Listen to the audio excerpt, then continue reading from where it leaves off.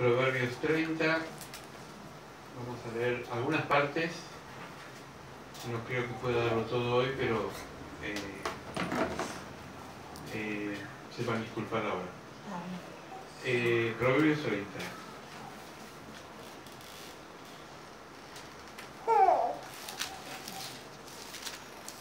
Son consejos prácticos como todo el libro de Proverbios. A diferencia que este capítulo fue escrito por Agur. En la Biblia aparece Agur como hijo de Jaque. Y este escritor dice, su perfil o su forma de ser, dice que es una persona tosca, una persona que no tenía mucha preparación. Ahora vamos a ver por qué. Pero sin embargo tenía la experiencia de la Biblia, y eso también es importante. Uno puede tener conocimiento académico, pero si no tiene experiencia de la vida no sirve para nada, ¿no?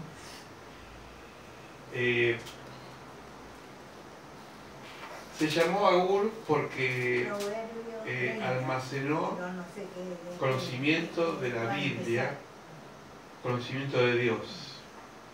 Y este conocimiento lo transmitió en este capítulo. Como decía al principio, la mayoría de los escritos de Proverbios fue hecho por Salomón, pero no en este caso. Dice versículo 1, 2 y 3, vamos a leer las primeras partes. Dice, palabra de Agur, hijo de Jaque, la profecía que dijo al varón de Itiel, a Itiel y a Ucar. Ciertamente, dice, más rudo soy que ninguno. Acá nos muestra que es una persona ruda, una persona dura, ¿no? Ni tengo entendimiento de hombre, es decir, no fue educado, quizás, como Pablo, que dice que fue educado bajo los pies de Gamaliel. Era una persona quizás autodidacta, con poco conocimiento de escuela. Dice, yo ni aprendí sabiduría, ni conozco la ciencia del santo. Este es Agur, así. ¿No? Mira esas personas que no tuvieron la oportunidad de estudiar mucho, pero saben mucho. Dice, pregunta, hace unas preguntas, versículo 4. ¿Quién subió al cielo y descendió? ¿Quién encerró los vientos en sus puños? ¿Quién ató las aguas en un paño? ¿Y quién afirmó todos los términos de la tierra? ¿Cuál es su nombre y el nombre de su hijo, si sabes? Acá está hablando de que el hombre es limitado, porque usa algunas figuras que son claras de entender. ¿Quién puede agarrar al viento en la mano? Nadie, porque el viento se escapa. ¿Quién puede, tener las aguas en un paño? ¿Quién puede contener el agua? Se escapa. ¿Quién puede afirmar los términos de la tierra? Bueno, esto fue escrito hace muchos años. Hoy quizás con satélites y con mediciones tecnológicas uno puede decir dónde empieza la tierra y dónde termina, aunque la tierra es redonda, ¿no? No tiene principio ni fin.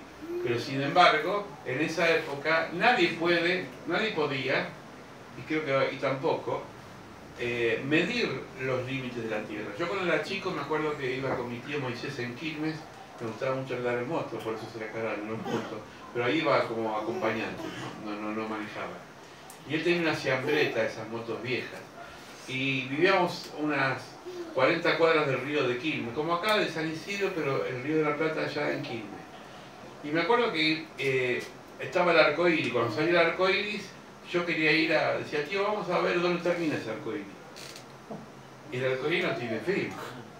Pero yo quería ir allá. Y cuando llegaba al horizonte del río, digo, quiero ir allá a ese horizonte.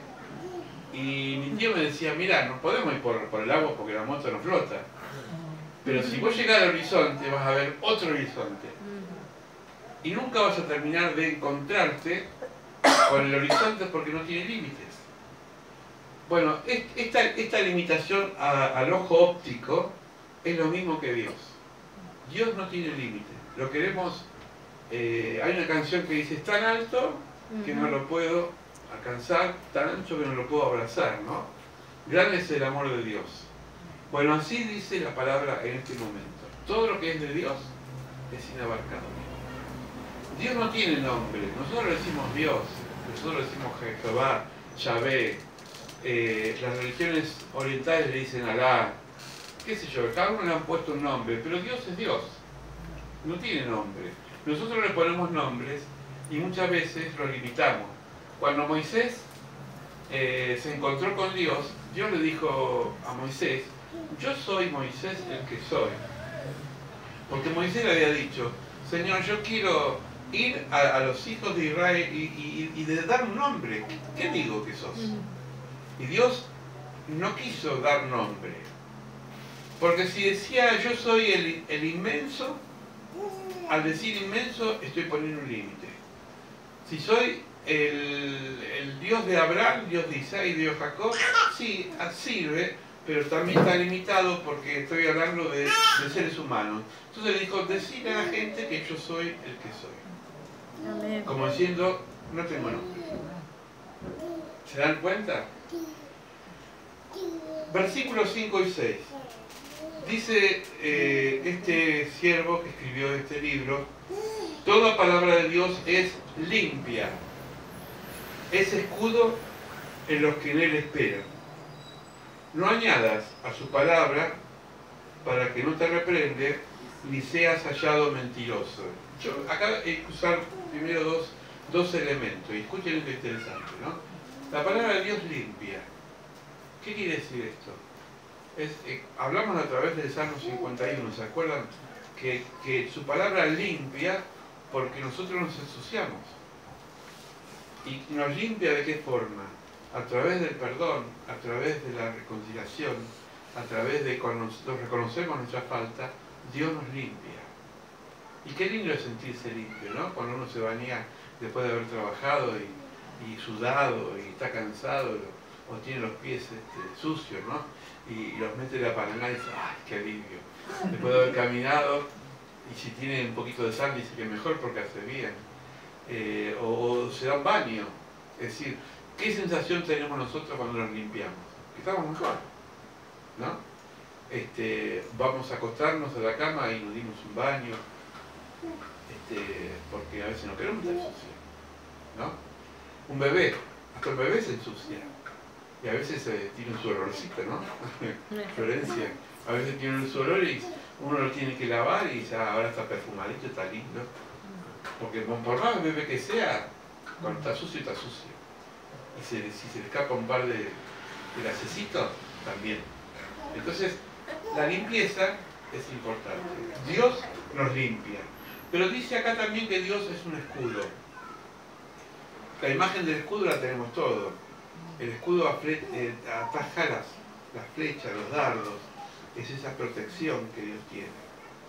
Entonces, para los hijos de Dios, tiene dos formas de operar. La limpieza y la protección. Como decía hoy vos, es decir, Dios nos protegió dándonos, y la hermana también lo decía, y proveyéndonos aquellas necesidades que estamos nosotros teniendo. ¿Por qué no es nuestro escudo? Cuando salimos afuera, Él manda ángeles a cuidarnos y nos protege. Por eso la palabra de Dios muchas veces habla de que Él es un escudo. Y podemos estar confiados a pesar de la inseguridad que vivimos. ¿Amén? Amén. Dice, no le añadas, versículo 6, no añadas a su palabra para que no te reprenda. Esto no quiere decir literalmente que tenemos que quitarle un punto y una coma a la Biblia, porque la Biblia, al ser traducida, no es fiel al original. Esto fue escrito hace muchos años.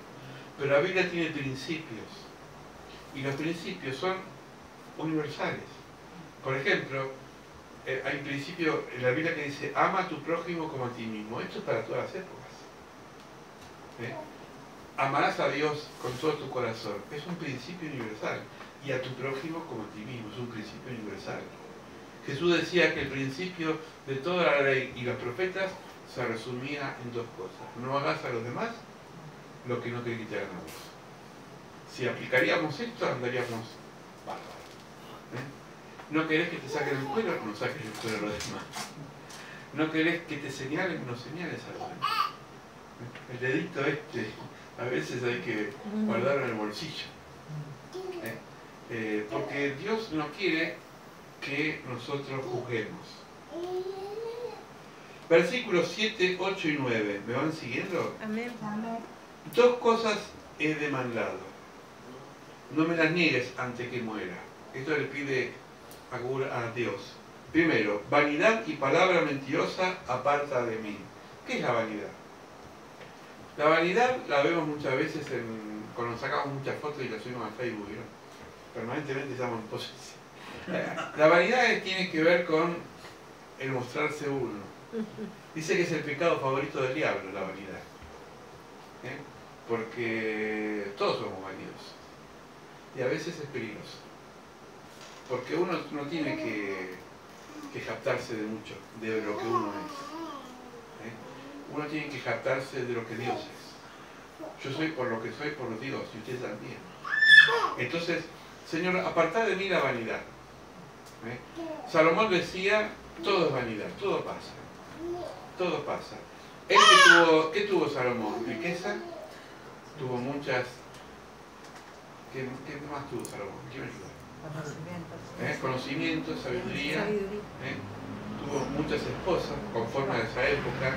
No, Germán ahora no puede tener 900 esposas. Pero en esa época, bueno, Salomón lo tuvo. Tuvo de todo, pero sin embargo, cuando él era viejito, llegó a escribir: de nada todo esto sirve, todo es vanidad. Lo único que sirve es Dios. Amén. Amén.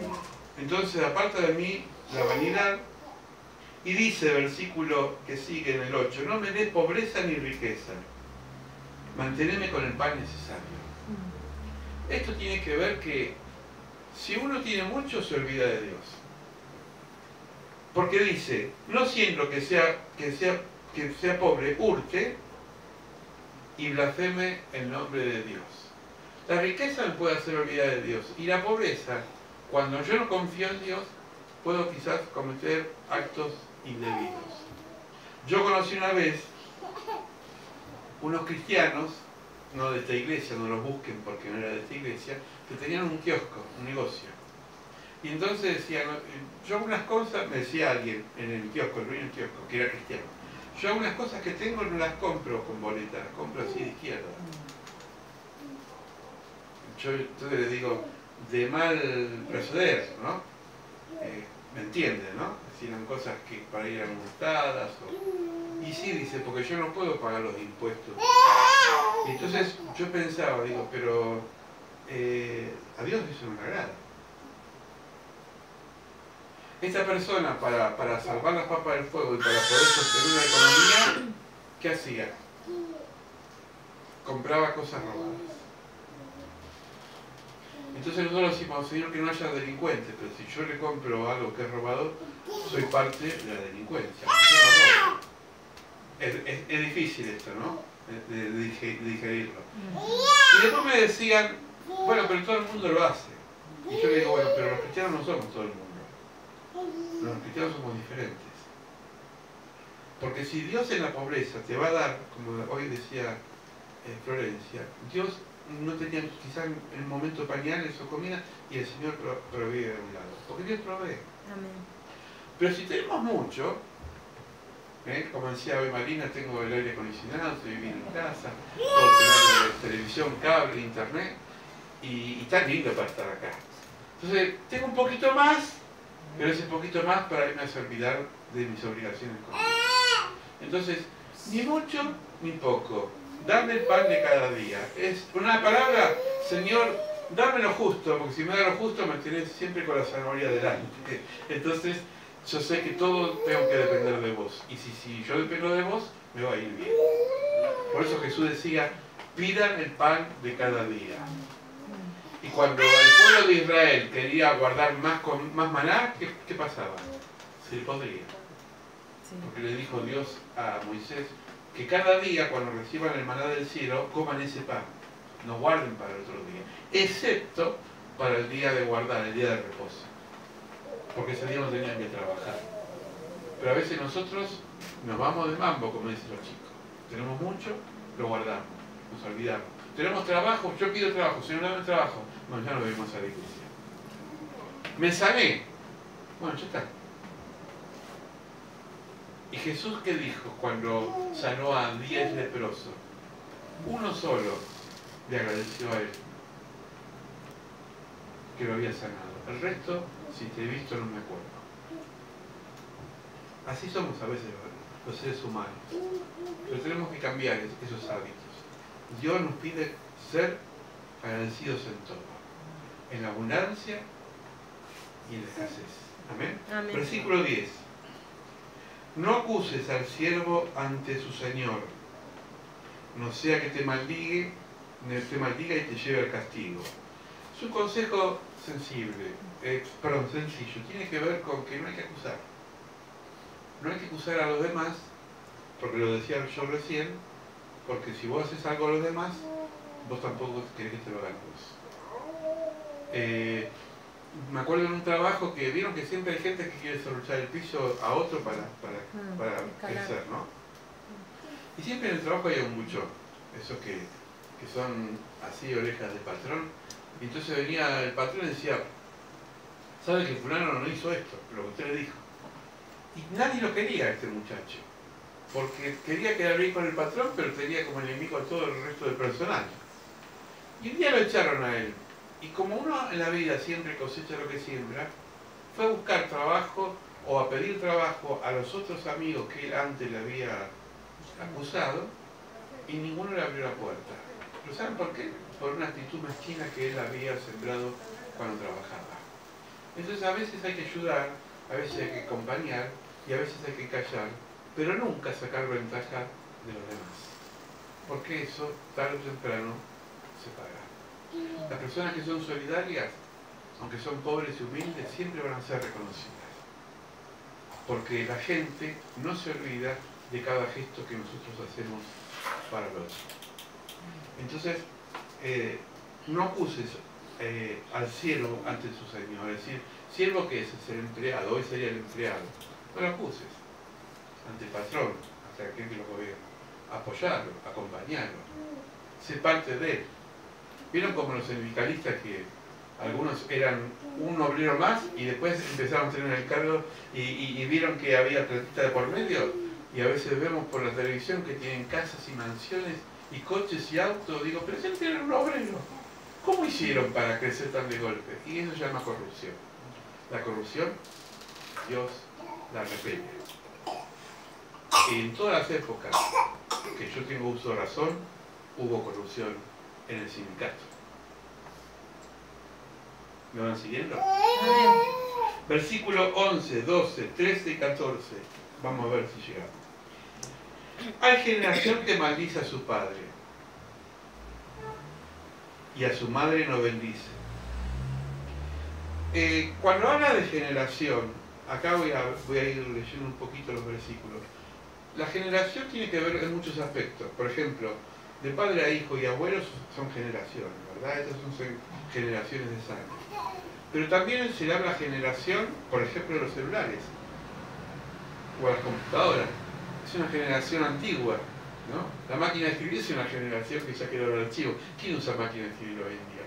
Porque la computadora es como que sufrió eso, ¿no? Había un dibujito en Facebook que me gustó de un celular y estaba rodeado del teléfono, del despertador, de la cámara. Y todos le decían, por tu culpa nos quedamos todos sin trabajo. Porque ahora nadie usa teléfono, nadie usa despertador, nadie usa cámara, porque está todo metido en un celular. Bueno, son generaciones tecnológicas. Pero también hay generaciones de grupos de personas. Jesús lo llamó, por ejemplo, a una mala generación raza de víboras. Esta generación es maldita, dijo Jesús, hablando de un grupo. Y hay generaciones benditas. Hay generaciones de jóvenes, generación de adultos, generación de gente de diferentes edades. Eso también es generación. Porque dice, hay generación que maldice a sus padres. Es decir, hay mucha gente que es ingrata con los padres. Esto lo vemos a aquellas personas que nunca los bendicen a los papás, los meten en un geriátrico y los olvida, o no los van a visitar cuando son viejitos a la casa, y por ahí los papás estuvieron trabajando toda su vida por ellos, ¿no? Es decir, Dios esto también lo exhorta y nos llama a honrar a nuestros padres. Los míos están finiquitados, dejaron de existir en la tierra, pero los honro recordándome. Yo cada vez que recuerdo sobre todo a mi padre, de alguna forma lo estoy honrando, porque me recuerdo todas las enseñanzas que él me dejó. Maldecirlo es, de alguna forma, cavarnos nuestra propia sepultura, hay que bendecirlo. Dice, hay generación, versículo 13, cuyos ojos son altivos. ¿Saben qué es una persona altiva? Que te mira así, ¿no? Como encima tuyo. Pero no solamente la mirada por los ojos, sino por la forma de ser, ¿no? Como que se creen superiores. ¿Conocen alguno de esos? ¿No? Que se creen dueños de la verdad y que todos lo saben.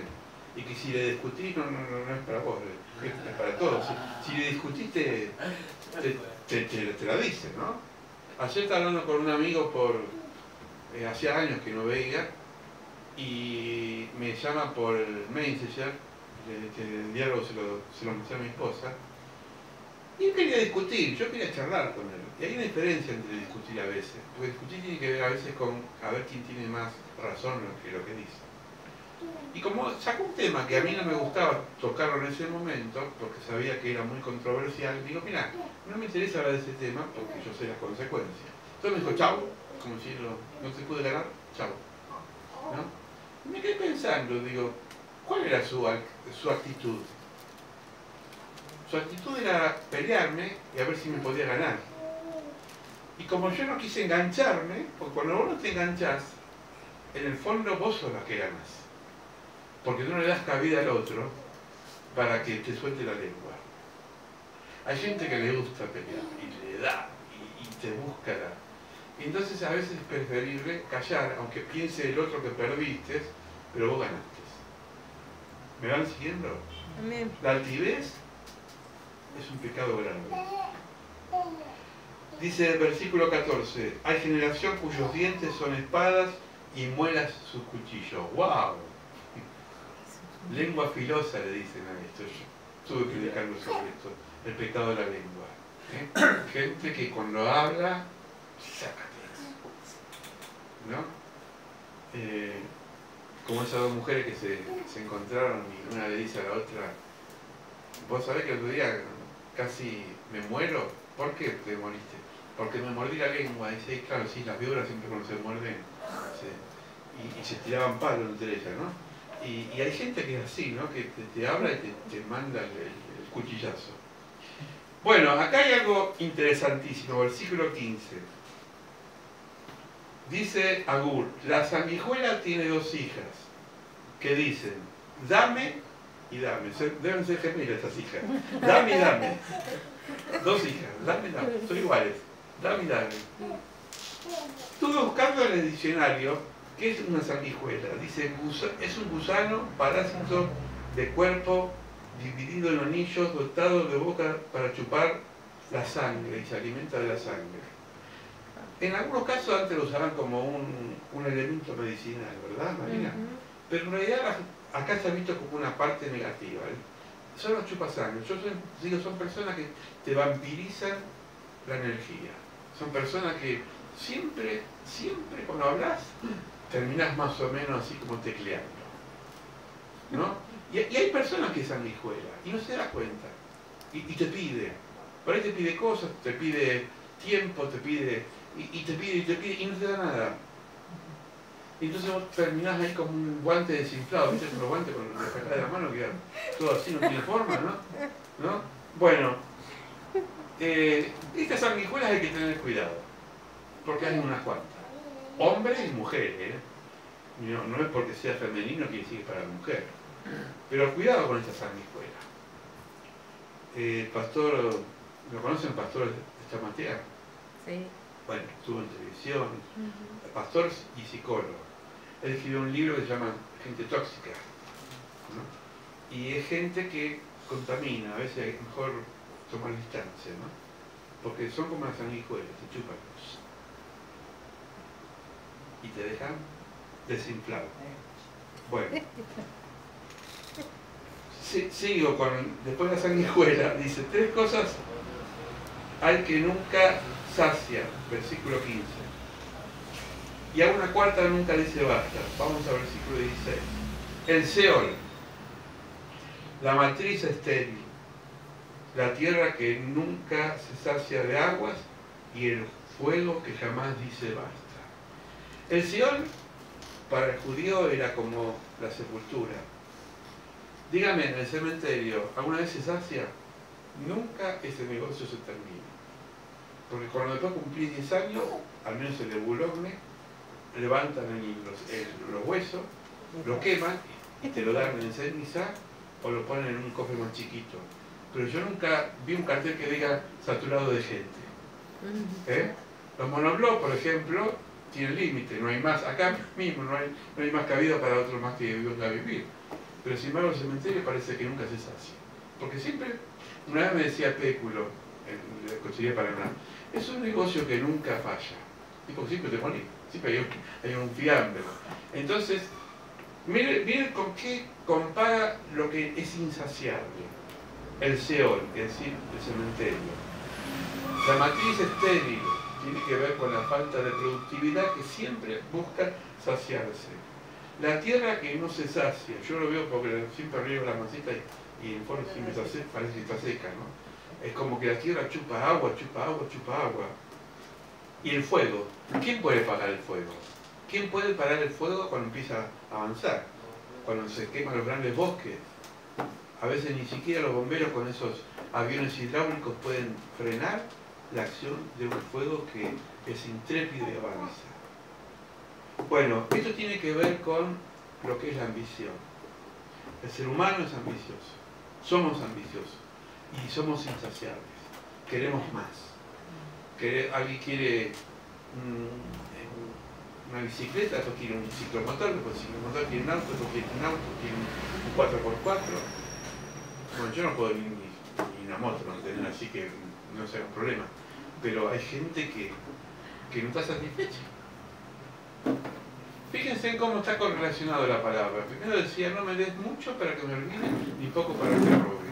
Y también la codicia es un pecado, es grave. Hay gente que vive siempre queriendo más, pero nunca son felices.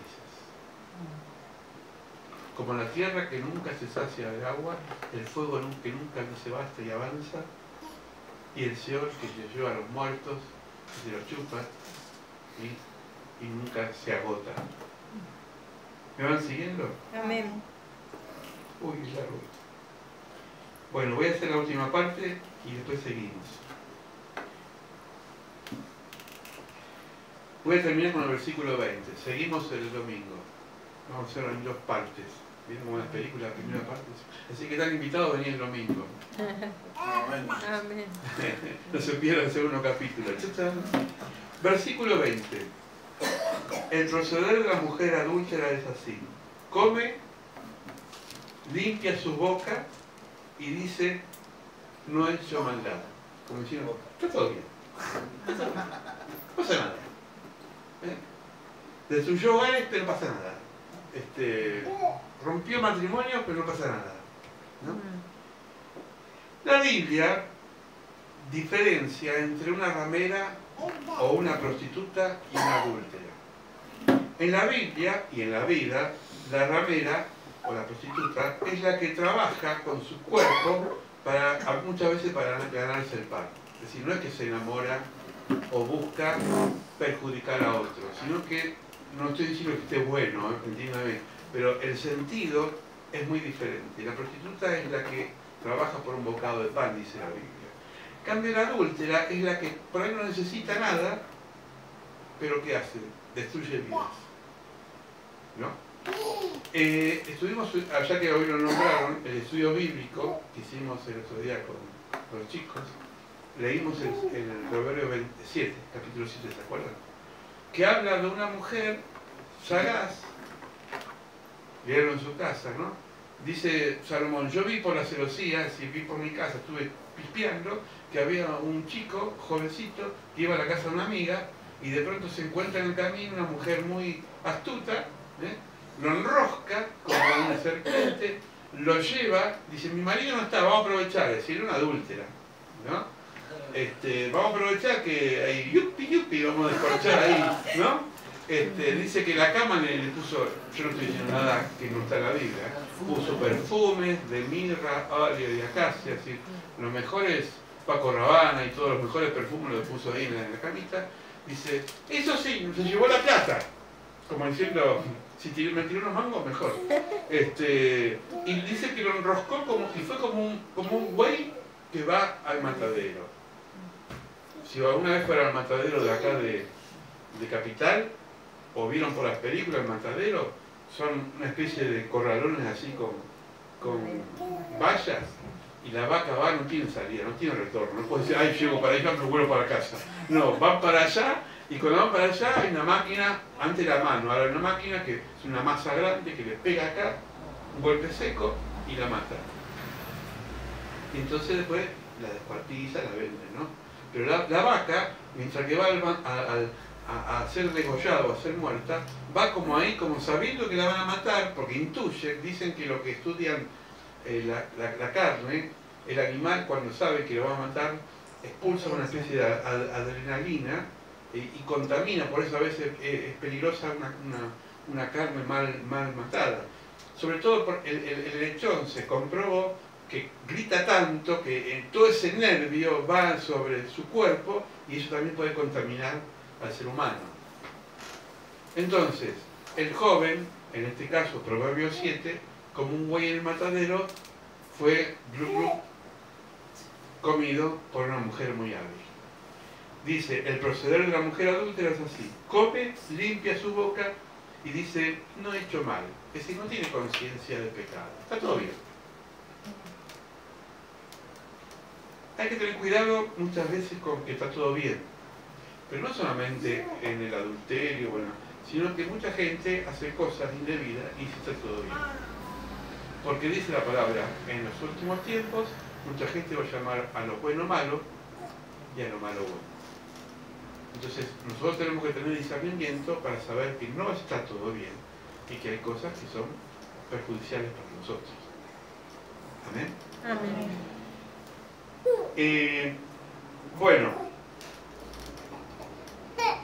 creo que me quedo acá porque es bastante extenso lo que quería compartir. Pero vaya leyéndolo en su casa, Proverbios 30, y el domingo vamos a seguir desarrollando estas palabras. Son prácticas para nuestra vida. Tenemos que pedir al Señor sabiduría, discernimiento y saber entender que a veces nosotros somos personas ingenuas, simples, y somos engañados. Porque el mundo está reinado por un príncipe que Jesús le dijo, y es el príncipe de este mundo, que quiere muchas veces perturbar a los hijos de Dios. Pero en la Biblia está la sabiduría. En la Biblia hay consejos prácticos, como decíamos hoy en el discipulado, que nos enseña a vivir, que nos da herramientas para seguir adelante. ¿Amén? Vamos a orar. Amén. Padre, te pedimos que esta palabra, parte de este estudio sobre Proverbios 30, escrito por un tal Agur, sea para nosotros medicina para nuestra alma, sea como un refrigerio y nos ilumine nuestro camino.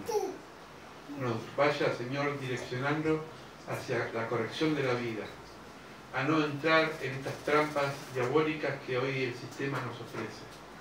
Señor, ayúdanos a discernir y a tener ese olfato de saber cuáles cosas son negativas para nosotros. Señor, cuánta sabiduría tiene tu palabra que nos enseña a caminar con cautela, con sabiduría y andar, Señor, por sendas de rectitud. Porque el camino ancho y espacioso siempre nos lleva a la muerte, Señor. Padre, líbranos de esas sanguijuelas, de esas personas que permanentemente están absorbiendo nuestra energía, nuestro alma, Señor, nuestro tiempo. No queremos despreciarlas, porque tú no despreciaste a nadie, pero queremos, Señor, que sus vidas también sean cambiadas. Amén. Que sean personas útiles, que no sean personas demandantes, que no sean personas que siempre están dependiendo de los demás. Señor, ayúdanos a enseñar a los demás que tú nos diste la libertad de crecer en tu gracia. Sí, sí. Señor, gracias porque esta palabra que hoy hemos compartido tiene que ver con la vida, Señor. Así como la matriz estéril, Señor, el Seol, la tierra que siempre busca agua, o el fuego que avanza y nos dice basta. Señor, a veces la codicia empieza a tomar dominio sobre nosotros y queremos más y más, pero no sabemos, Señor, que nunca nos podemos saciar, porque el único que nos puede saciar eres tú, Jesucristo. Amén. Señor, gracias por esta palabra, en el nombre de Cristo Jesús. Amén.